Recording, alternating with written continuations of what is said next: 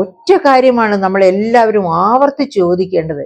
ഈ ഖജനാവിലേക്ക് വന്ന പണം എവിടെ പോകുന്നു എന്നാണ് നമ്മൾ ചോദിക്കേണ്ടത്. ഈ ഖജനാവിലേക്ക് വന്ന പണം നേരെ ചൊവ്വേ ചെലവഴിക്കുകയാണെങ്കിൽ, ഇപ്പോൾ ഞാൻ നേരത്തെ പറഞ്ഞല്ലോ, ഈ എന്താണ് മറ്റേ കാരുണ്യ ലോട്ടറി സ്കീമിൽ നിന്ന് ഗവൺമെന്റ് പണം കൊടുക്കാത്തത് കൊണ്ട് 1129 കോടിയുടെ കുടിശ്ശികയുള്ളത് കൊണ്ട് സ്വകാര്യ ആശുപത്രികൾ പിന്നെ മാറി നിൽക്കുന്നു, അതിനോട് ചേരുന്നില്ല എന്ന് പറഞ്ഞല്ലോ. അപ്പൊ ഓർക്കണം, 12,686 കോടി രൂപയാണ് 2023-24 വർഷം ധനവർഷത്തില് ഈ ലോട്ടറിയിൽ നിന്ന്, അതായത് കാരുണ്യ ലോട്ടറിയിൽ നിന്ന് തന്നെ ഗവൺമെന്റിന് കിട്ടിയത് 12,686 കോടി രൂപയാണ്. ഇത് ഞാൻ എവിടുന്നും കൊണ്ടുവരുന്ന ഡേറ്റ അല്ല കേട്ടോ, ഗവൺമെന്റിന്റെ ബജറ്റിംഗ് ബ്രീഫിലുള്ളതാണ്. അത് നിങ്ങൾക്ക് നോക്കാം. നോൺ ടാക്സ് റവന്യൂ എത്തിച്ചേർന്ന നോൺ ടാക്സ് റവന്യൂ എന്ന് പറഞ്ഞിട്ട് ഒരു ടേബിൾ ഉണ്ട് ബജറ്റിംഗ് ബ്രീഫിൽ. അതിനകത്തുള്ളതാണ് 12,686.99 കോടി കൃത്യമായിട്ട് പറഞ്ഞാൽ ആണ് ലോട്ടറിയിൽ നിന്നുള്ള വരുമാനം. അപ്പം 12,686 കോടി ലോട്ടറിയിൽ നിന്ന് വരുമാനം കിട്ടി.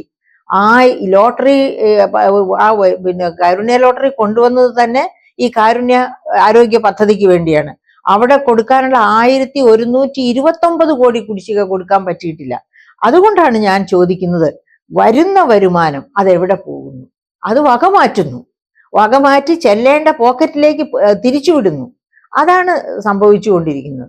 അതുകൊണ്ടാണ് കേരളത്തിലെ ജനം ഇത്ര വലിയ ദുരന്തത്തിലൂടെ കടന്നു പോകുന്ന ഒരവസ്ഥ ഉണ്ടായത്. അതുപോലെ പറഞ്ഞിരിക്കുന്ന മറ്റൊന്നാണ്, എന്താണ് പറയുക, ക്ഷേമ പെൻഷനുകളെല്ലാം കൊടുത്തു തീർക്കും എന്ന് പറയുന്നുണ്ട്. ശരിയായിരിക്കാം, അടുത്ത നിയമസഭാ ഇലക്ഷൻ വരുന്നതിന് മുൻപ് ഈ കുടിശ്ശികയെല്ലാം അവർ കൊടുത്തു തീർക്കും.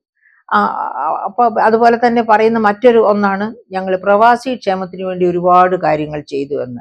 പ്രവാസി ക്ഷേമത്തിന് വേണ്ടി എന്തൊക്കെ കാര്യങ്ങൾ ചെയ്തു എന്നറിയണമെങ്കിൽ എക്കണോമിക് റിവ്യൂ 2023 ഒന്ന് എടുത്തു നോക്കിയാൽ മതി. അതിനകത്ത് ഈ ലോക കേരള സഭയാണ് ഏറ്റവും മുഴച്ചു നിൽക്കുന്ന പ്രവാസി ക്ഷേമ പ്രവർത്തനം.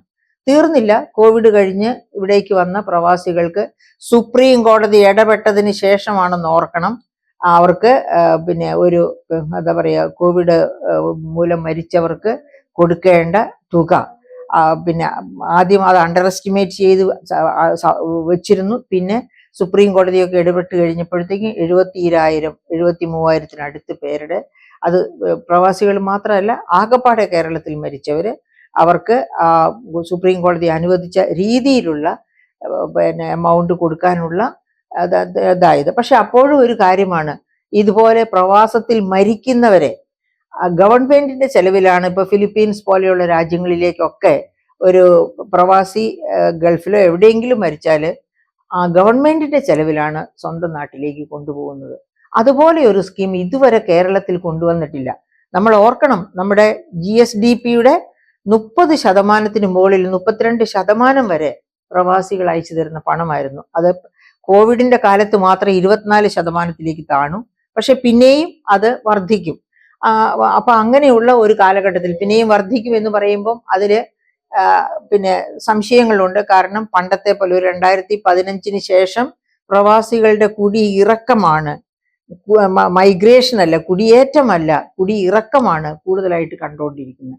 അപ്പൊ അത് കാരണം കൊണ്ട് പ്രവാസികളിൽ നിന്ന് കിട്ടുന്ന ഫണ്ട് നമ്മുടെ GSDPയുടെ 30-32% വന്നിരുന്നു എന്നുള്ളത് കോവിഡ് കാലത്ത് 24% താണത് ഒരു പക്ഷേ ഇനിയും 25% അല്ലെങ്കിൽ 30% താഴെയൊക്കെ നിന്നു കഴിഞ്ഞു. പക്ഷേ GSDPയുടെ 30% വരെ കൊടുക്കുന്നു എന്ന് പറഞ്ഞാൽ അത് വലിയ കാര്യമാണ്.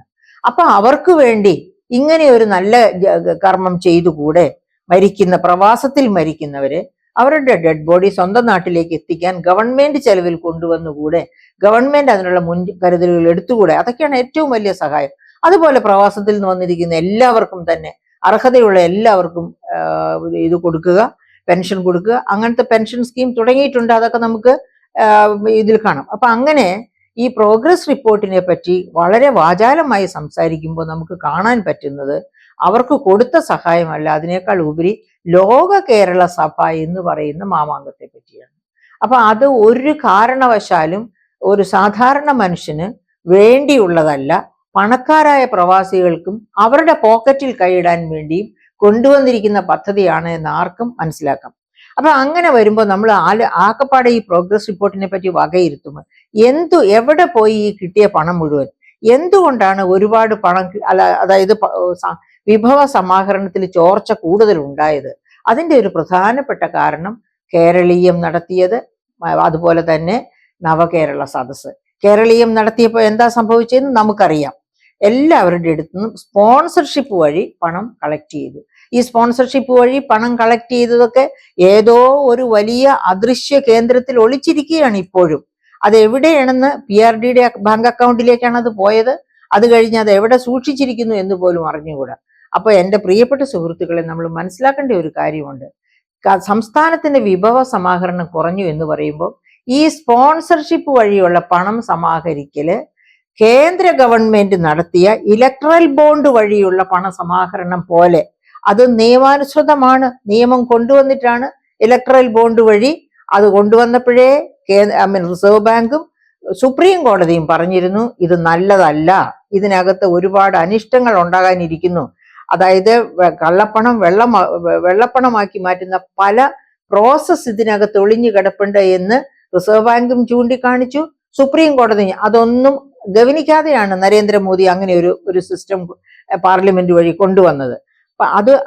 അപ്പൊ ഞങ്ങളാരും ഇപ്പൊ CPM പല പ്രാവശ്യം പറയുന്നത് കേട്ടു, ഞങ്ങൾ ഇലക്ട്രൽ ബോണ്ട് മേടിച്ചില്ലല്ലോ.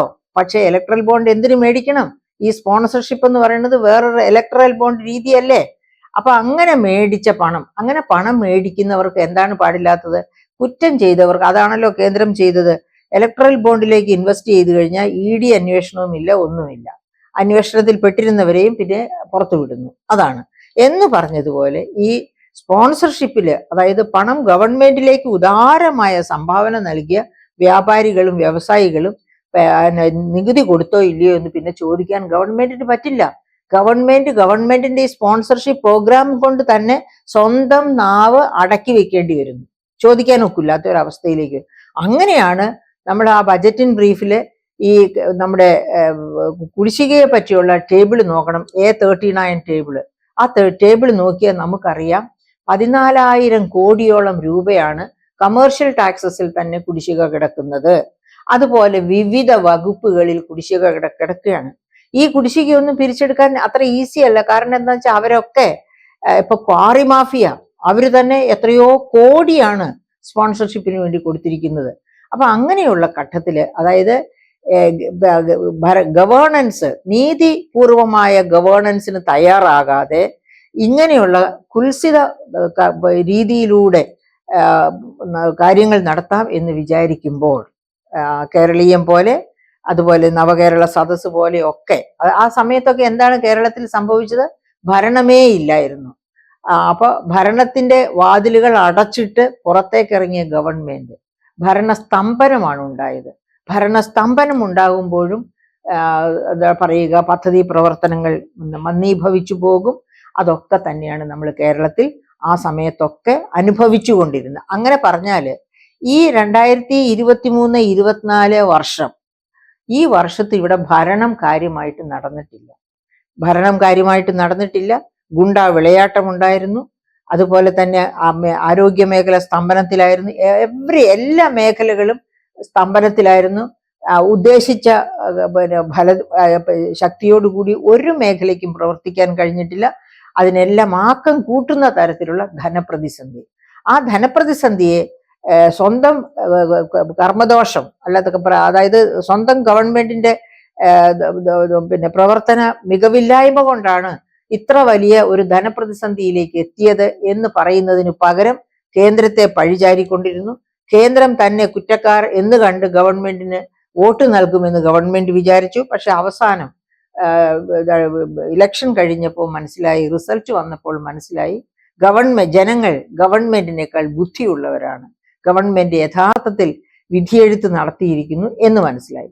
അപ്പൊ അത് എന്ന് മനസ്സിലാക്കുക മാത്രമല്ല, ഇപ്പൊ നമുക്ക് ആവശ്യപ്പെടാനുള്ളത് ഈ യഥാർത്ഥ സ്ഥിതി എന്താണ്, സംസ്ഥാനത്തിന്റെ ധനസ്ഥിതി എന്താണ്, അതുപോലെ തന്നെ എന്താണ് ആരോഗ്യ മേഖലയ്ക്ക് സംഭവിച്ചുകൊണ്ടിരിക്കുന്നത്, എന്താണ് പ്രതിരോധ വകുപ്പിന് സംഭവിച്ചുകൊണ്ടിരിക്കുന്നത്, എല്ലാം കാണിച്ചുകൊണ്ട് ഒരു ധവളപത്രം, അതായത് സംസ്ഥാനത്തെ കൃത്യമായും അടയാളപ്പെടുത്തുന്ന ഒരു ധവളപത്രം, എന്താണ് പ്രതിപക്ഷം ആവശ്യപ്പെടുന്നത് പോലെയുള്ള ഒരു ധവളപത്രം, അത് നൽകി ജനങ്ങളെ പഠിപ്പിക്കണം.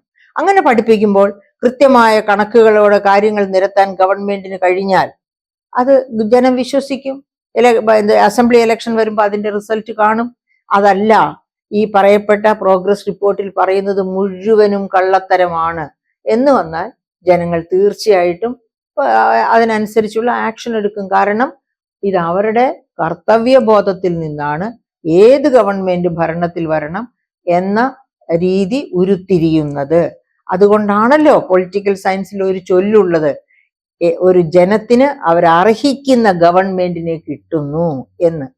A people get the government that it deserve എന്നാണ് പൊളിറ്റിക്കൽ സയൻസിലെ ആ ചൊല്ല്. അപ്പോൾ ഒരു ധവളപത്രം നമുക്ക് പ്രതീക്ഷിക്കാം. നാം പ്രതീക്ഷിക്കുന്ന അനുസരിച്ച് ഗവൺമെന്റ് ഉയർന്നില്ല എന്നുണ്ടെങ്കിൽ നമുക്ക് അതിനുള്ള തിരിച്ചടികളും കൊടുക്കാം. അതിന് ഉള്ള എന്താ പറയുക, ഉത്തരവാദിത്വം നമുക്കുണ്ട്.